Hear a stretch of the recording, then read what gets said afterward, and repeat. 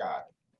All right, welcome to part 2 of Balancing Student and Company Needs. This is the second workshop in our Workplace ESOL Capacity Building Workshop Series for instructors and curriculum designers.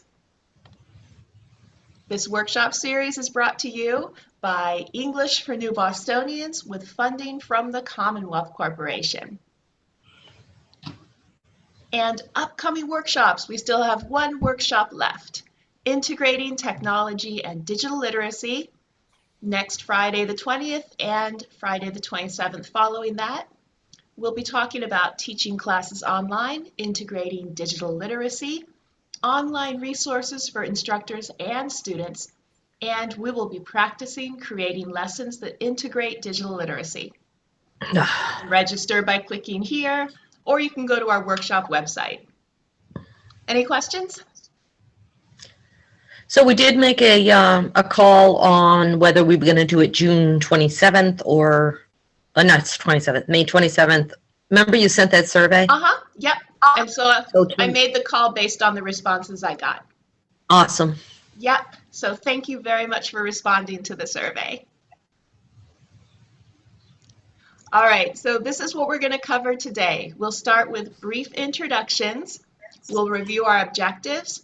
We're going to complete the activity from last week's workshop, teaching company documents, and then we're going to focus on meeting students' needs through participatory curriculum, considering students with low literacy or learning disabilities, and strategies for multi-level classes.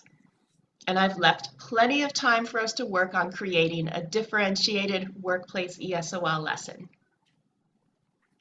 So for introductions, you can introduce yourself with your name, your organization, your role, and 2 takeaways you'd like to share from part 1, last week's workshop. I'm going to start just by introducing myself again. I'm Sarah Barber. I'm the Workplace ESOL Coordinator at English for New Bostonians. And I'll let you guys tell me what you think were 2 takeaways for the workshop last week. Go ahead. My name's Beverly Swart. I'm a teacher at Community Action. And 2 takeaways. I'm not prepared to go right into that. Just give me a second. That's okay, no pressure. The program director and the PET supports the teacher. I thought that was an important point. And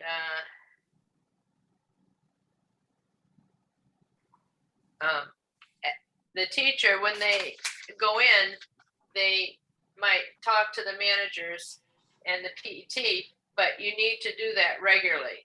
I think Sue does that. So I didn't realize about that. So that's 2. Great, thank you for sharing. I'm Sue Crosby. I'm here with the Framingham Adult ESL Plus.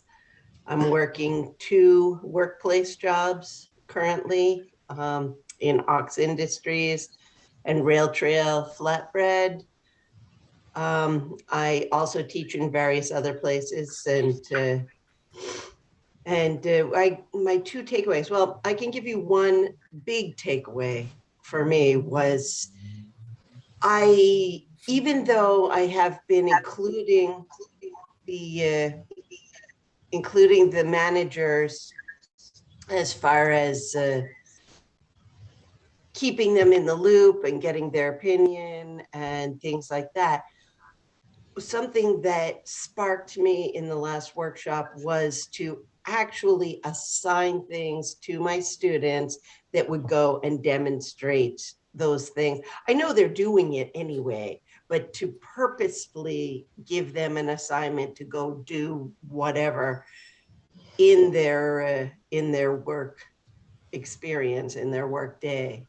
I love that. And I am doing that now. Great. And, to be honest, I haven't done it before either, and I'm going to start doing it now too. And it's all because of the feedback I got from those manager surveys. That's awesome. Hi, I'm Stacy. I work with Community Action Inc. as a English as a second language teacher for basic. And my takeaways were that we are the students' advocates and they know their jobs, they need the English. That's it. Great. Did I Great. forget anything? No, that's just such a critical, important point to keep remembering with Workshop ESOL. We're not training them, so definitely. And Franklin. Hi, everybody. My name is Franklin Peralta. I'm the Director of Business Engagement and Public Policy at English for New Bostonians. And unfortunately, I wasn't able to participate last week, but my takeaway is that I heard that it was an awesome workshop. So thank you for sticking around and keep learning from each other. Thank you. We're so glad you can join us for this one. All right, I'm going to go back to sharing my screen.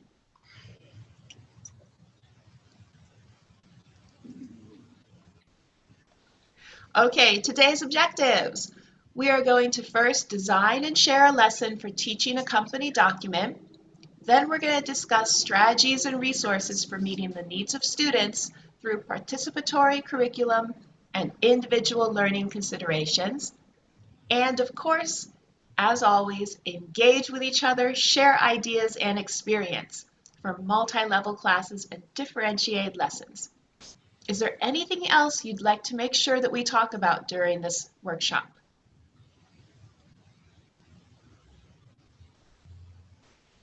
Good. Okay. Well, if you think of something, of course, just let me know. And, if you have any questions or thoughts that come up later, feel free. Can you leave that screen up when we're doing that exercise in our breakout rooms? I don't think I can. Okay. Because as soon as I start moving to different breakout rooms, I can no longer share the screen with you. Can you leave it up for another minute? Yeah, and could you guys take some photos or screenshots with your computer? Yeah, and I'd have to do that because... Yeah, I know. I apologize. I haven't figured out if there's a way in Zoom that I can make this accessible when everyone's in breakout groups.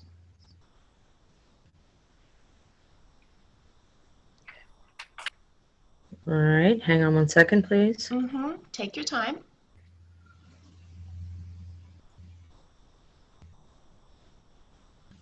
There is a way with the most recent update of Zoom. Yeah, Luis mentioned to me, so I need to research that and teach it to myself very quickly before our next workshop, right?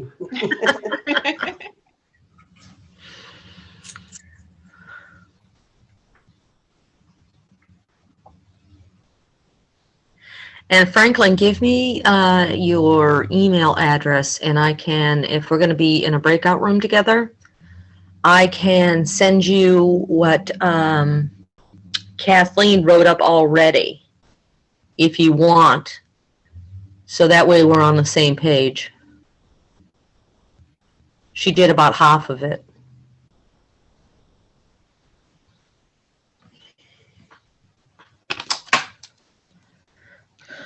So, do you guys think 20 minutes is enough to finish what you were working on last week? I don't know. It's pretty heavy. We'll Remember, try. We'll give it our best shot. It doesn't have to be super duper detailed. It was a whole week ago. I don't even remember. Oh. If I thought about it. Okay. Well, let's see. Right now it is 9:50. So how about I give you guys 25 minutes? That way you Sure. have 5 minutes to remind yourself what you were doing. To cram. I was trying to cram before school. Oh, let me So check we the were working chat on box. allergies. Stacy, Franklin put his email into the chat box. Do you see that? Yeah, I'm copying it down now. Okay, great. English for newbostonians.org. Okay.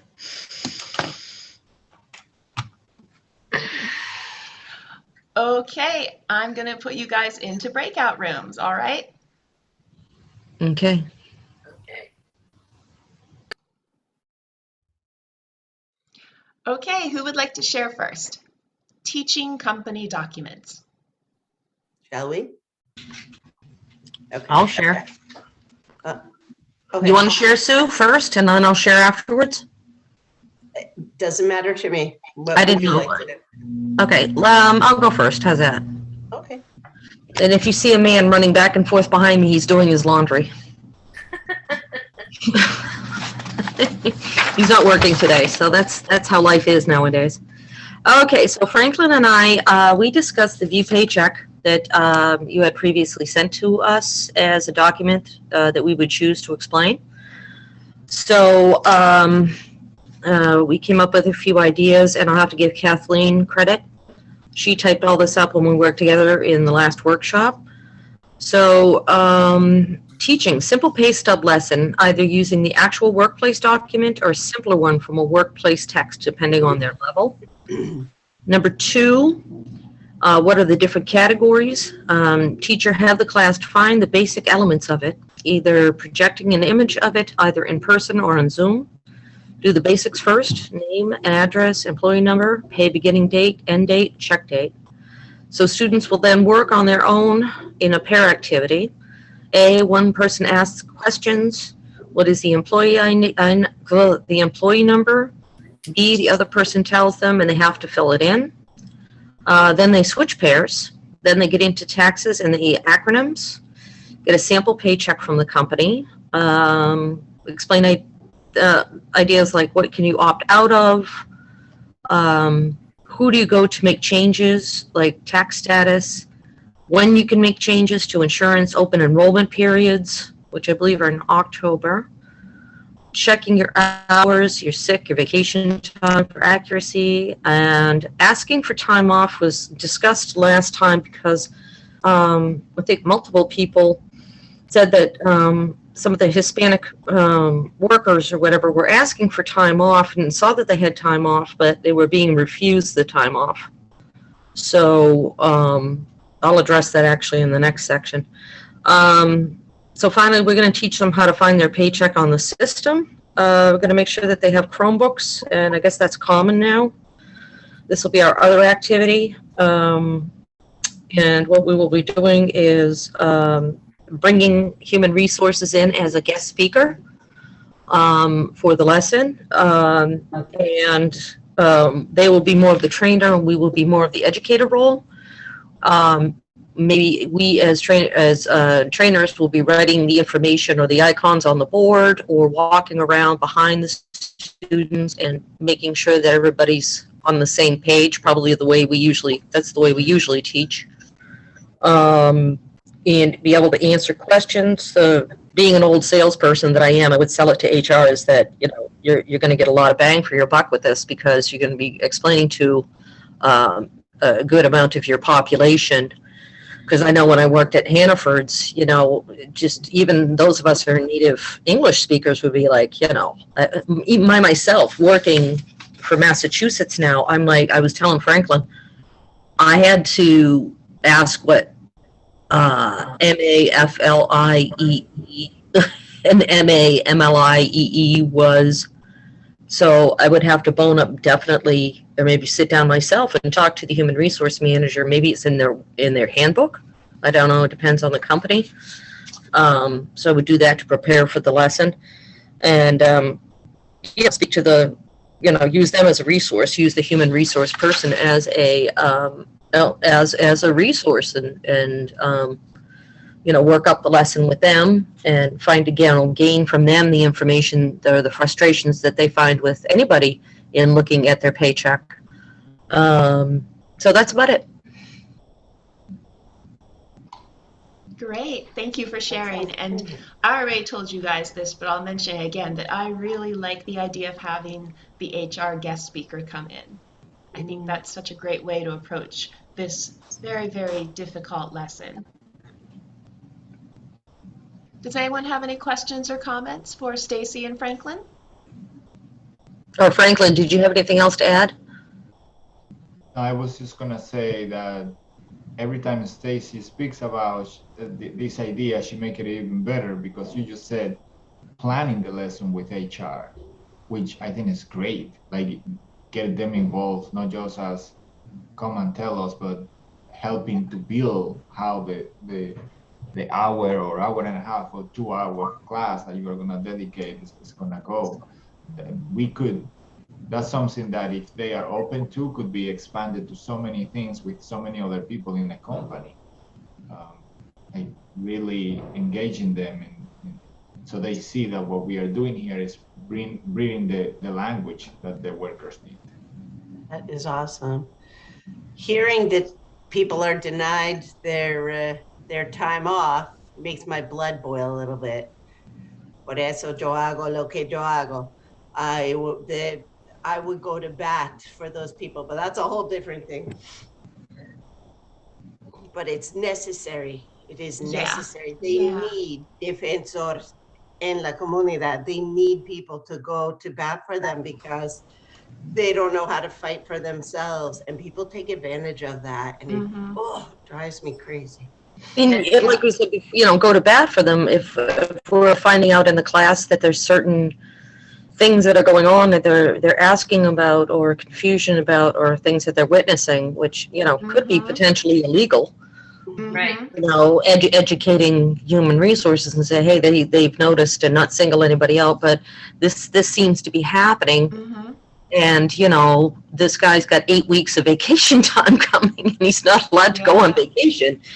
So yeah, and that's where, like Franklin and Stacy were saying, building a relationship with HR is a really great step in being an advocate for your students. And that's great. And we're going to talk a lot more about that after break, actually, when we talk about participatory curriculum and meeting students' needs. So I'm so glad that we're going to be segueing to that. So Sue and Beverly, would you like to share your activity? Sure. To first share the document that you sent, this is mostly copied from the restaurant employee handbook. Food allergies. Deliciosa restaurant is committed to guest safety. This is a procedure for guest dietary restrictions. Allergies can be life-threatening, blah, blah, blah. Okay, according to this, there are steps, but they're not steps that mostly involve our students. The steps here involve the people who are directly interacting with the customers. So it says any employee who has a guest with a food allergy must immediately inform the manager and chef. Employee must ring the guest order in, use the allergy key. All of these steps are steps that would involve the waiter, waitress, manager, and then eventually the chef, but none of those are our students. So we kind of changed our lesson plan to what would really involve our students. Now, here. Beverly, do you want to explain our part of it? Okay, well, this is what we did last week. We made a list of allergies to watch out for. Vocabulary too. This is the vocabulary. The vocabulary is so they would know what the allergies are. And then we went ahead and go down to the part we said.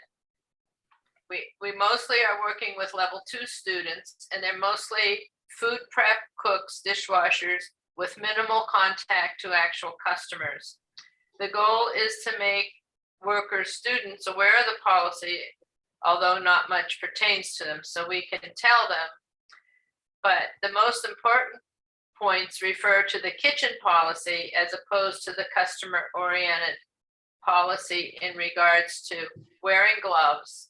When you're working with allergens, it's very important to wear gloves, and the kitchen policy will tell them to change the gloves.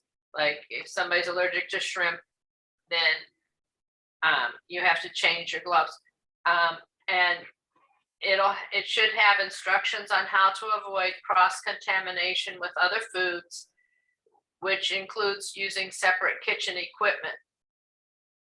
So like if you have sauteed shrimp and the next person's allergic, you can't use that pan again. It has to be washed and then you can cook a different food in it. Whoops. So then when we go down again a little bit, okay. So then we thought we could prepare pictures to illustrate not some of the steps and walk through and match gallery walk and match the steps to the pictures and act it out, because they know how they're cooking, they know what they're using, but we want to talk about what to do when they're dealing with allergies. I'm done. Fantastic. Thank you, Sue, for putting that up. Sure. I really like how you adapted that to meet the level that your class was, to, saying this is a lower level class. We don't have any waiters or waitresses in this class. This is how we're going to adapt what they need to learn. That is fantastic. Yeah. Does anybody have any questions or comments, or would you like to add more, Beverly? I was just thinking that if, like, a lot of times in the summer, depends where the restaurant is, they might hire a bunch of people. So you could teach the class, to the new hires. It would be very important. And then if you have another new group in the fall, then you need to teach them. So it would be maybe a repeating class. Do you mean like the actual the ESOL class in general? Yeah, because if you hire say 5 or 6 new employees in the summer because you have more business, they need to learn about the allergies too. So, and then when the college students go back to college, then you hire older people, white hairs, to come in and work. What I found in the restaurant was that they know the policies. They know what to do. They inform me. It's more teaching the English. It's not teaching the policies. Oh, okay. So they have somebody else teaching the policy. Okay. In the restaurant, they will do this in Spanish or in whatever the language of the group is. But that is a great point. It's going back to what Stacy was saying. Like, these people know their work. They just need the English, Yeah. in order to communicate what they are doing. Yeah. Well, They had questions for me. A lot of them would ask me certain things based on what they were doing. I can't think of the particular questions, but it was about the foods. What is this? And why is it this? And whatever. So we had some conversations about different foods. They don't have necessarily the same foods in their countries. So they had very specific questions about different kinds of foods and how do you say this and how do you say that? And yeah. It was good. It was good. I wish that I had been in this. Taryn was the one who came up with the gallery walk. What a cool idea. I wish I'd had that. I would have incorporated that. We did all those steps in the restaurant except that. And I was like, oh, I missed out on that. But it's okay. Well, we're going to have plenty of opportunities to teach restaurant workers. That's for sure. So I'd like to propose a really quick break. How about everyone comes back at 10:40 for the second part of the workshop? How does that sound? That's fine. Okay, before we go on break, yeah, I just want to tell you guys that in the restaurant on Wednesday in our last class, one of my students, Noemi, came to me and she said, oh, teacher, she was so excited. In English, she told me this, which was woo, mind blowing. She said, in the restaurant, she said, I tried because I encouraged them in Spanish. They need to know. Some of them are just like, oh, me da pena. They're embarrassed to use their English. And I was like, no, you have to. If you want the class to continue, you've got to sobrepasar. You need to overcome this and just do it so they can see progress, not perfection, but progress. And okay, so they did it and came back. And I wasn't even thinking of this as a specific directive, go do it now, it's just a general statement. And they came back and they had their little examples of what they had done. And knowing me, had received an order. So apparently somebody changed an order at the table to take out. And she was able to say,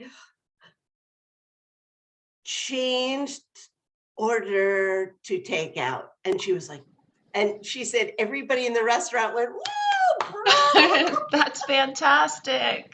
So happy. And it just felt like such a success. So that Oh, spurs everybody on to keep trying harder. definitely. And I love the camaraderie. I love how everyone is so supportive. That's fabulous. Okay, see you after break. Okay, have a great break.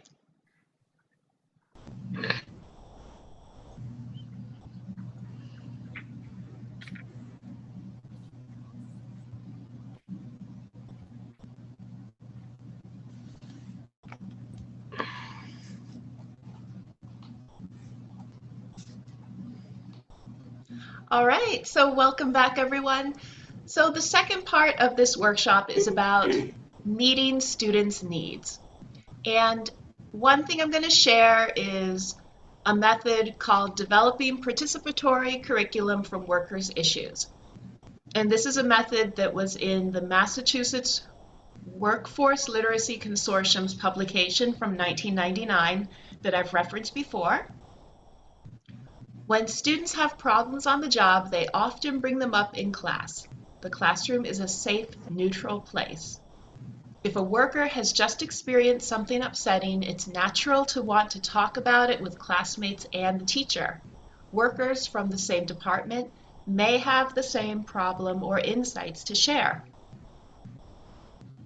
So, participatory curriculum is a way to provide opportunities for the student to express their concerns or problems. And of course, like we talked about in previous workshops, this also is dependent on confidentiality in the classroom and establishing a situation where they know there's mutual confidentiality.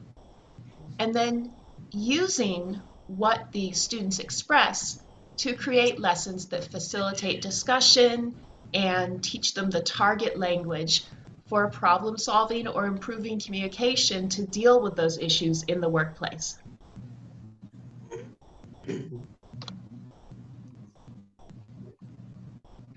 Okay, one challenge of participatory curriculum is sometimes there becomes an us versus them mentality in the workplace because participatory lessons often are addressing issues that the employees are having, problems with customers or other coworkers or their supervisors. But as we frequently have mentioned, it's important to maintain workplace cohesion and for the instructors and the education department to have a positive relationship with the supervisors and management team.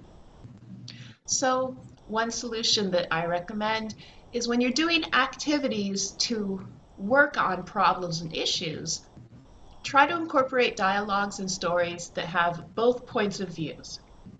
So if you've got a problem, the students are like, well, I had this problem with my manager last week. Then you can assign one group of students to be the manager and another group of students is the employee. And they can try to take that point of view. Why was the manager upset that day? What was going on?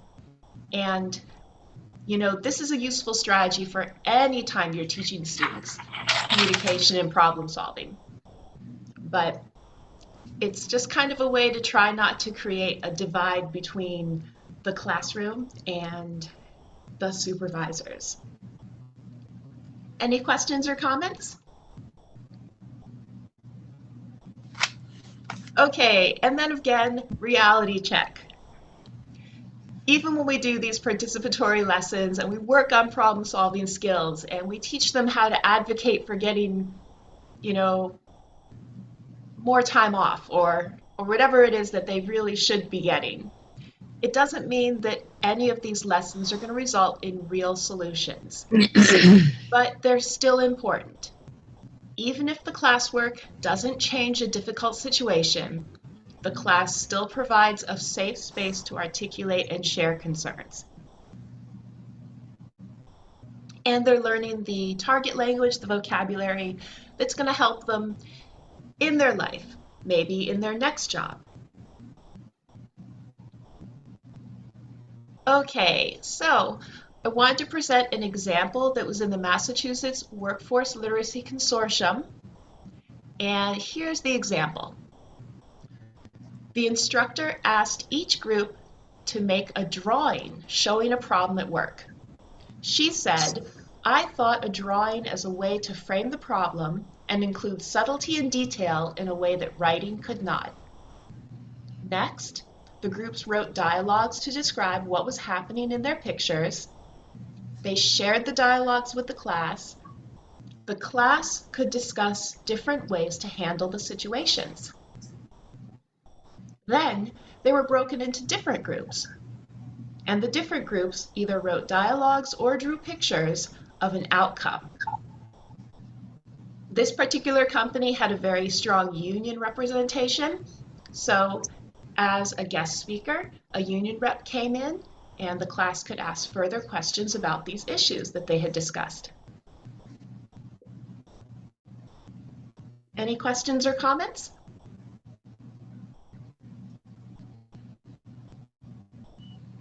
Oh, and Beverly, I will definitely put a copy of this PowerPoint up on the website for you guys. So you'll have access to everything. All right. But you can still take pictures, of course. I'm just letting you know that you will get it. Okay, so the first part about participatory curriculum is you need to create opportunities for students to express their concerns or their problems. So I would like you guys to tell me, what kind of activities can you create in the classroom that give students opportunities to express problems or concerns? Just go ahead and I'm going to type everything I hear you say.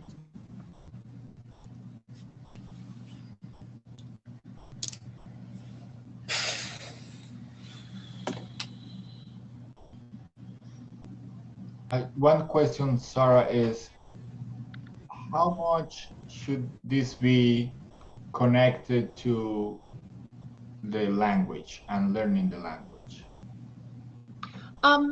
I guess you could do this sort of like by categories. So if you're teaching a unit on safety at the workplace, then you can give them opportunities to talk about safety problems that they see in the workspace. I see. If you're teaching something on customer service, then you could create an activity that gives them an opportunity to express an issue that's been coming up when they're doing customer service. Okay. Does that explain? Yeah. Any other questions about this? No, but just I don't have a lot of experience with this, so I just have a question for the people that have more experience in this. Like some companies have a suggestion box. Uh-huh. Would they have the English level or whatever to maybe write down anonymously the issues that they're having and put it into like a bag at the work? Sorry about that. They may not have the the English to do that for the company, Okay. but what about having a suggestion box in the classroom or a way for them to suggest anonymously things they want to discuss or issues they're having that they want to talk about in the classroom?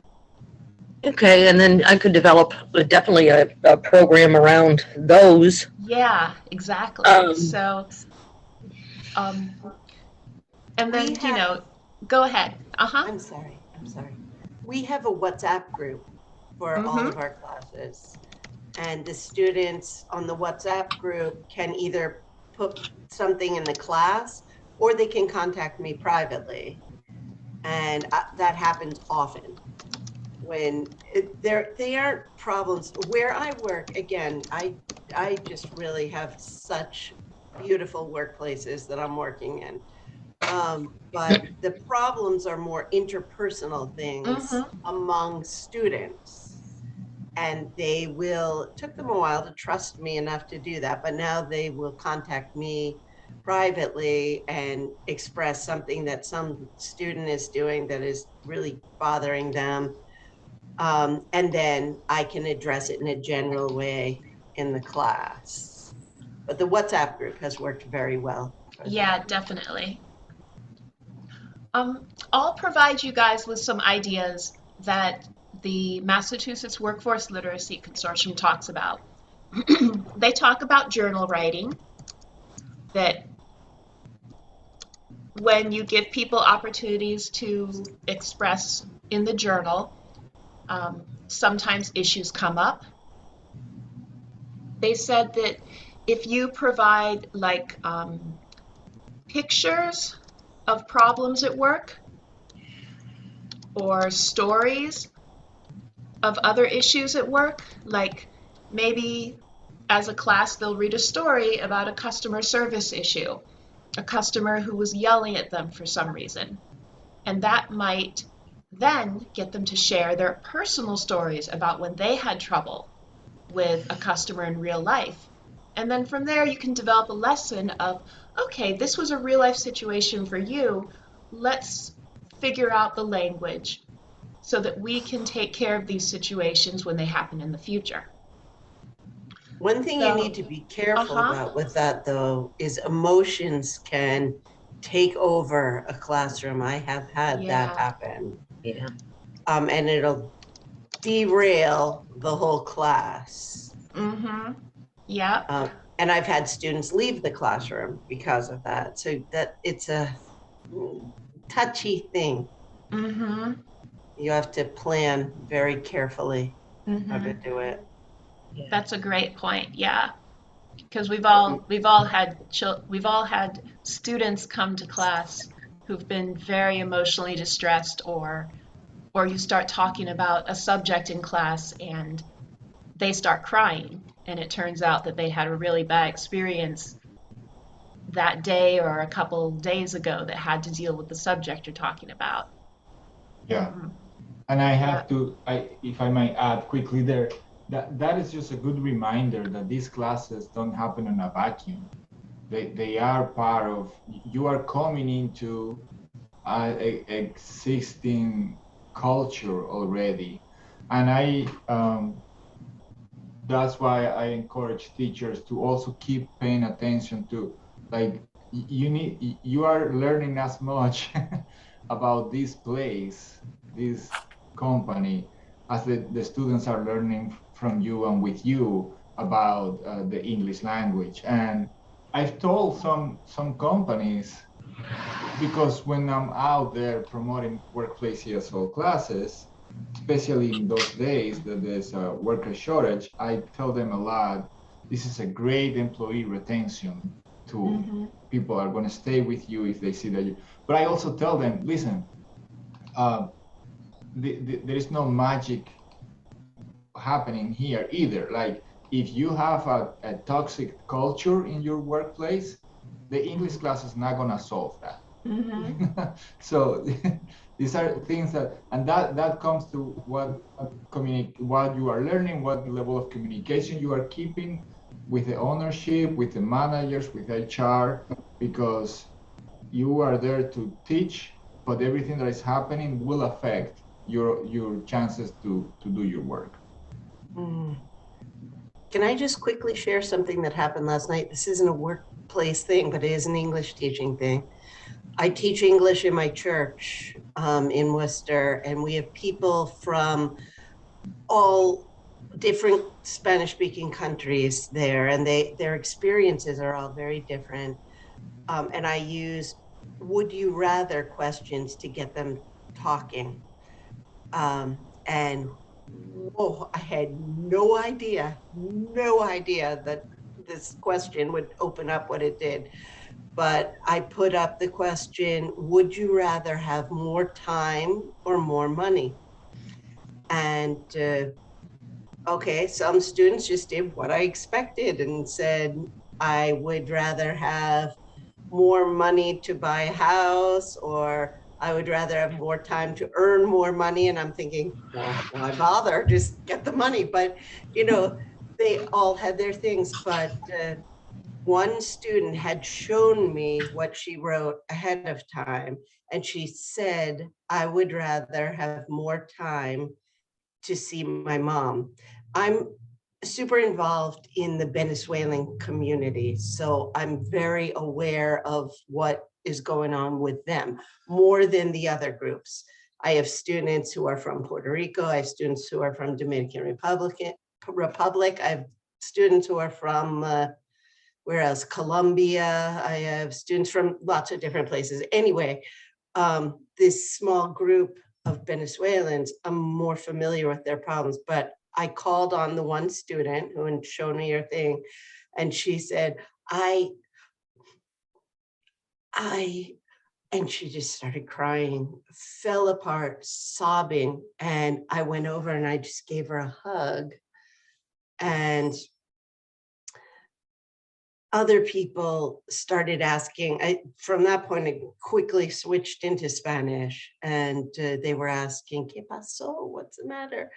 And she started sharing that her mom, maybe I'm going to cry, her mom is in Venezuela right now, and she's diabetic, and she may need to have a leg amputated, but there is not the ability to do that.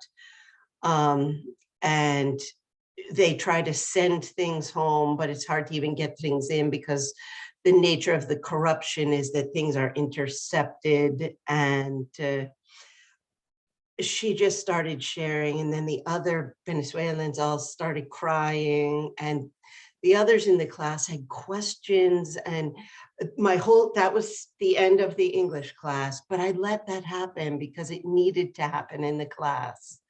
And there was a level of sharing and a level of support that was tremendous and beautiful. And my WhatsApp group has been alive today with everybody thanking everybody and just loving on everybody. And we're here for you and anything we can do to help. And it's been beautiful, but sometimes unexpected things happen.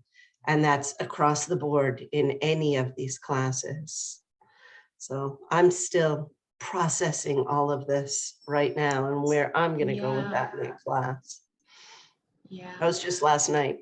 Thank you for sharing. And, my first workplace ESOL experience, very quickly, because I have so much more to share, was a 900-person factory. And so having classes of 18 people, we created community, and we created cross-cultural community, because in a factory of 900 people where you're doing your garment work at a sewing machine, you're not interacting with people outside your little circle. And the class created a community, and it sounds like, we have to remember that these classes are more than just English classes, definitely. Okay, so I'm going to keep on going, and I'll share my screen again. Okay, I'm not going to be teaching a lesson about how to teach students with low literacy or reading, writing, learning disabilities. I just want to make sure that I mention them and that we keep them in mind, because especially with Workforce ESOL, especially if you're going to be in a manufacturing environment where they don't have to do any reading. There's a good chance you're going to have illiterate students, people who are illiterate in their native language. For example, we send out surveys to see who's interested in English class, but the illiterate students can't complete the surveys. So we also have to make sure to communicate with all the managers and say, here's our direct phone numbers. Have these students call us. We speak Spanish. Is there anybody who might be unable to fill out the survey? You just always keep in mind that there's a good chance between 5 to 10% of the employees in a lot of these workforce environments may not be literate in their native language. And when you do have someone with low literacy, one of the best things you can do is have a teacher's aide. Bristol Community College is so great about always working in the ability to have a teacher's aide for all their ESOL classes, for Workplace ESOL. And so I would have someone who had graduated the program. So another employee who'd graduated from the program would come in to my class for 1 hour and would individually work on how to read with these illiterate students. So if you can get a teacher's aide in there, you know, there's a lot of great tools out there. And so what I've done here is I've added some tools that are really helpful for people who have low literacy issues, or maybe they have reading and writing learning disabilities. So again, multimedia is a great tool. Teaching the students how to use their Google Translate app because of the text-to-speech app. This is a fantastic book series for teaching adults how to read using phonics. And Oxford Picture Dictionary, which we all love. Whoops. Let me turn this off. Oxford Picture Dictionary has a monolingual electronic book. It's only $20. The students love this. And what's really great about it is, I'm going to make sure it's not talking. Here we go. What's really great about it is they can touch the picture and hear the word. So they don't have to know how to read when they have the electronic book on their tablet. Okay, so all they have to do is touch something, either touch the picture in the fridge, and the ebook is going to read the word to them. And everything in the ebook they can touch, and the audio will play. I love this. I know, isn't my students love it. I got them all one as a present for the end of the class. They were so excited. Okay, and then another resource for low literacy is, oops, when you buy the textbook for the class, make sure that it has accompanying audio.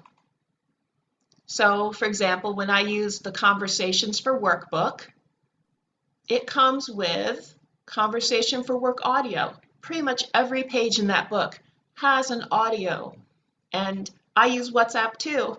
So I download the files and then I just send them to everybody on WhatsApp so they have the audio to go with whatever pages we're learning in the classroom. And the last resource I put up here is my favorite adult English channel, Woodward English. Because in his videos, he has the writing, but everything that's written, he also speaks. So it's the full multimedia. And it's made for adults, so it doesn't have a lot of distracting children music.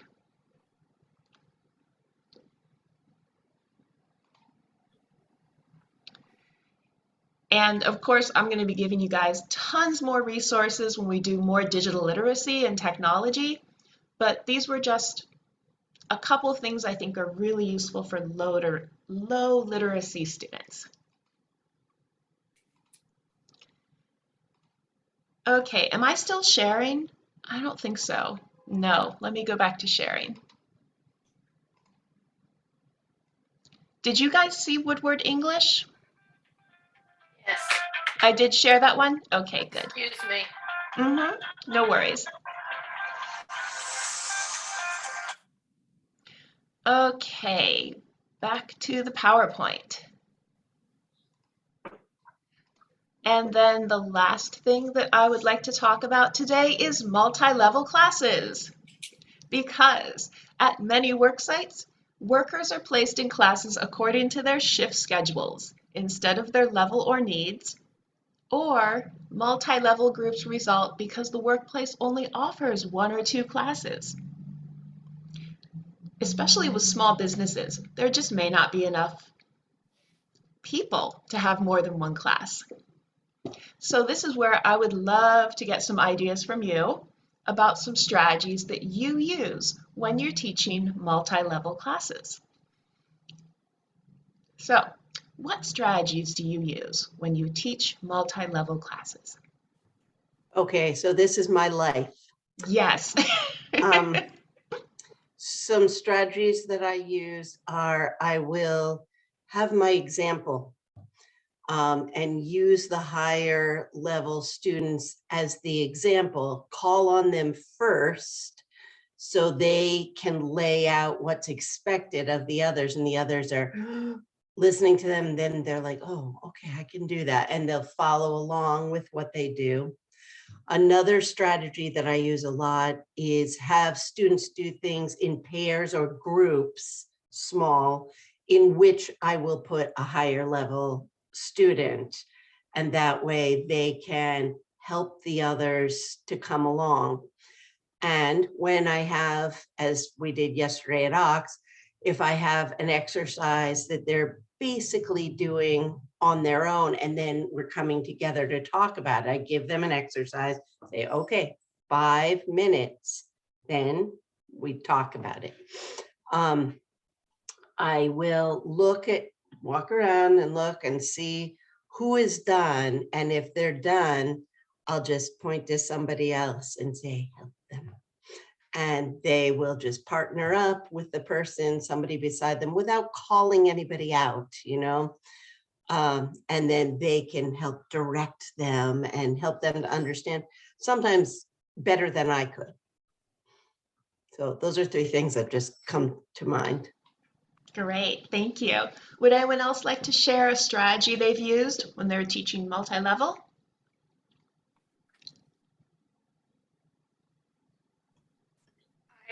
I use ReadWorks, and they can listen to the story and follow along. Great, so you've got But an I don't know if audio. you're going to use that as much in Workplace. Well, you can do the same thing. Nowadays with our phones, it's really easy for us to make recordings. And so if you find something workplace related, you can make an audio recording of it and then share it with your students to give them that support. And ReadWorks, certain vocabulary words, they say them, they give you the definition, and they give you the Spanish word and the Chinese word. I don't know why they do the Chinese word. I don't have any Chinese students. We do it. Can you send me, like Bev, after this, will you send me, how do you say, like a link? Because I'm not familiar with ReadWorks, but it sounds like the kind of thing where a lot of what it does, we could do as teachers. We could use some of those ideas for our students. So I would love the link. And I will, yes, go ahead. Sue, you have another idea? Well, another thing that I do is I prepare an extra activity for those who steam through it a crossword using the words that pertain to the lesson, or a word search, or just something extra that they can do. So when they're done, they're not just like, you give out the extra things, I'll just slip them to them so they can keep working and reinforce the lesson, have something to do. Yeah, Yeah. good. What things that I just seen this done in English classes, and it always impressed me, is when a teacher will have like a reading that she's sharing with the class, and she will bring like 3 different stacks of the same reading with different words missing. And so it will depend on the 3 levels that she has in the class. So some people have a lot of words missing that they have to complete, others will have just a couple. And for the very low level people, it may be none missing or just 1 or things like that. So I know it takes more time on the teacher's side because it's basically preparing 3 lessons in one, but it really, the results what I've seen is that at the end everybody's engaged, working in exactly the same material, which is, for me, is like magic. It's like very impressive. And then a lot of use of pictures. You cannot go wrong with pictures and drawing in a multi-level class. Yep, definitely. So, and then I'll add a couple of my own. For differentiating lessons when I have different levels, I'm very into pictures. So I really like to do an activity where it's a drawing activity. There's 2 people. One partner has a picture. The other partner has a piece of paper and a pencil and has to draw. So basically, this usually goes with grammar lesson prepositions and whatever vocabulary we're learning on. And then students who are lower level will be partners, and they'll have a simpler picture. So it might just be a kitchen counter with a couple of fruits and vegetables in a bowl. Students who are a higher level are going to have a more complex picture. It's the kitchen, the chef is cooking with a frying pan and there's dishes, or maybe it's the dining room and there's a bunch of customers. So I can vary the difficulty of the picture so that whoever is describing the picture and listening and drawing, the students who are lower level have much simpler basic vocabulary to work with. And as their English skills increase, they get more and more complex pictures that they're working with. And then another thing that we do often is, like Franklin said, with the gap fill. If I'm teaching vocabulary about talking about being sick, a sentence is going to be missing only 2 words for a student who's very low level, but the exact same sentence might be missing 4 words for a higher student who has to complete more of the information. Yes, go ahead, Bev. I recently this is out of Boggles World. Oh, yeah, And I did a medical one where the students would be a doctor, half of them were doctors and half of them were patients, and they had to go up and say, the doctor, they had a prescribed thing, how are you, what's the matter today, and one of the things they had was diarrhea. Only one student said diarrhea. The rest wouldn't say that. They'd say, I have a stomach ache. They all mostly had stomach aches. But that went very well. The students enjoyed it, and they said they did a lot of talking, and they wanted to have more like that. I wish I could find more like that. Yeah, Boggles World is great how it has those scripts and then the different words. If they like that, what is it called? I'll tell you a book. There's a textbook series that's really similar to that. So help me remember to give you that information because I can't remember off the top of my head. Okay, I'm going to share my screen again. All right, so we only have 15 minutes left, so I'm not sure if we'll actually be able to do this. But I would really like you to take a look at the lesson you just created that you're working on, the company document. And I want you to find out, how would you differentiate that document to either teach that material to somebody who is illiterate or low literacy, or how would you differentiate it for 2 levels in a multi-level class?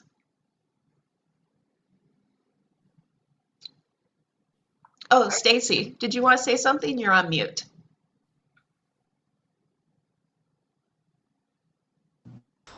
I've got to take a picture of this. Okay. I think we're not going to have time to be typing stuff up. What I think it'll do is more of a discussion. You'll go talk to your partner for about 6 minutes and then come back and share the ideas you came up with for differentiating that lesson you worked on.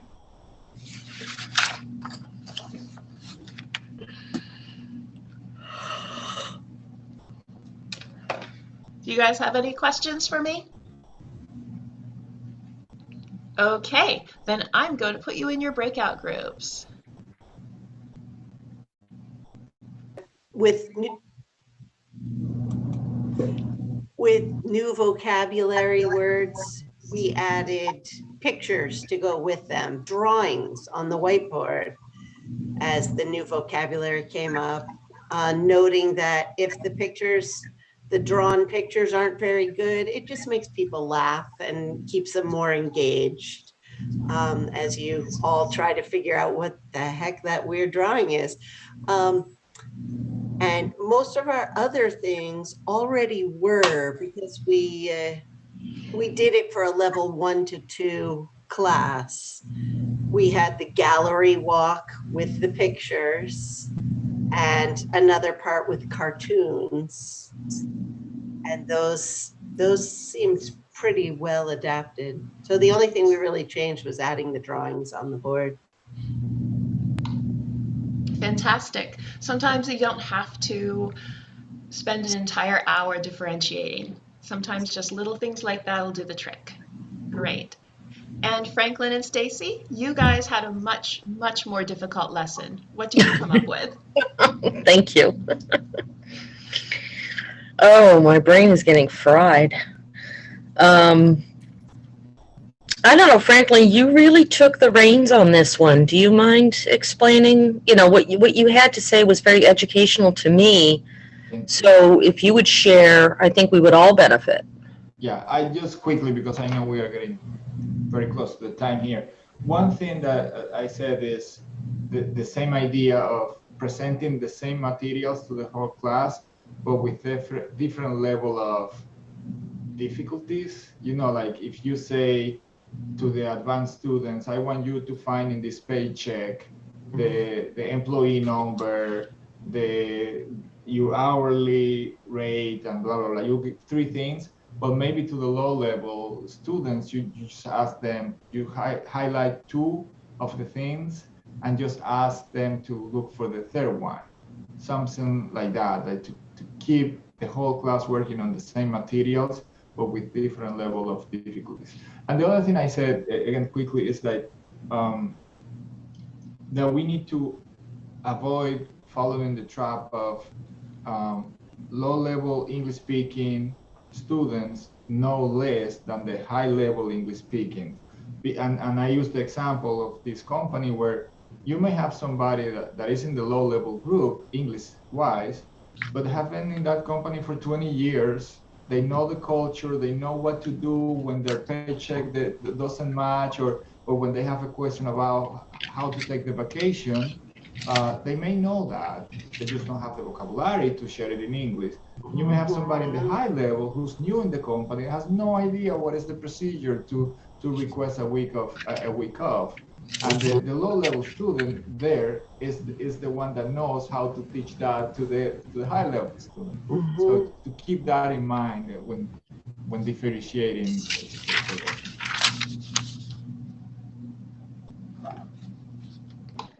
Great, thank you. Okay, so I'm going to go back to sharing and wrap up this workshop.